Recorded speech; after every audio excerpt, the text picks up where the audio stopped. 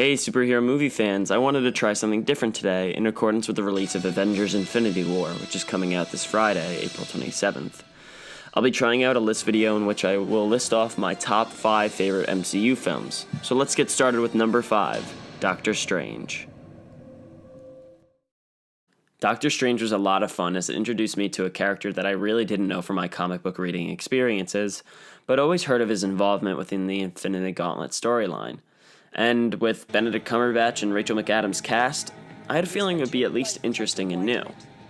I really enjoy the film as it got the MCU deeper into the deep magic elements that often appear in the comics, and since they made Tilda Swinton's character, the Ancient One, into a Celtic character. Yes, I know the original character was from Nepal and that the reasons are dumb why they changed it, but I felt it an appropriate choice as there aren't many depictions of Celtic magic or lore in popular culture today.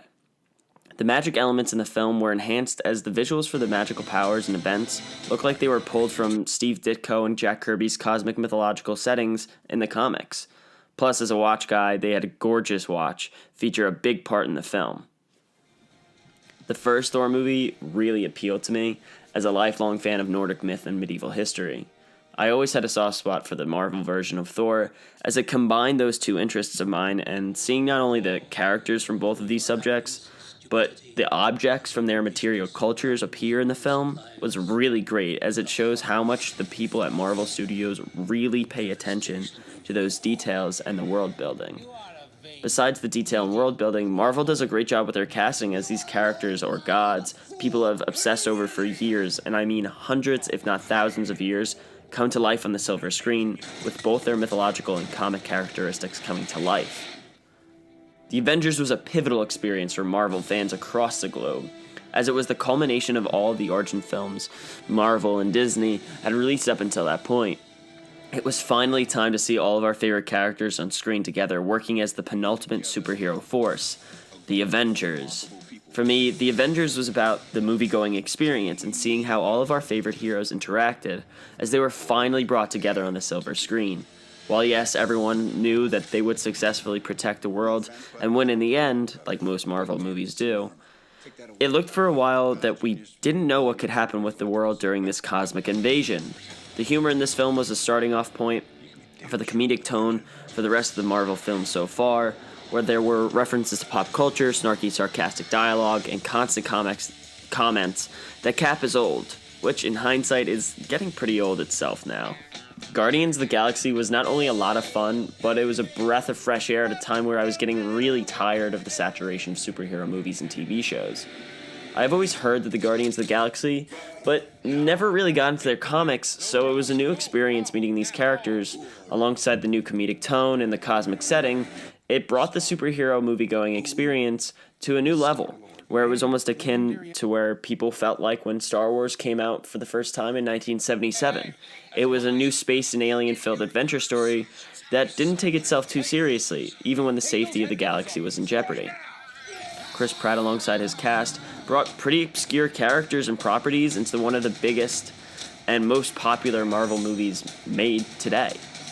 10 years ago, only really big comic book sweaties would know who Groot and Rocket Raccoon were, and thanks to Vin Diesel's brilliance with his variations on the character's one line, and Bradley Cooper's hard-nosed and stubborn performance as Rocket Raccoon, they are arguably two of the most popular MCU characters today.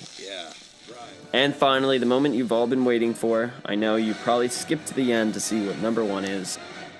Captain America, The First Avenger, is by far my favorite MCU film. It was the one I was most excited for, the one I was anticipating the most, and I couldn't wait for this movie to come out as Captain America and his alter ego Steve Rogers are by far my favorite superhero and comic book character.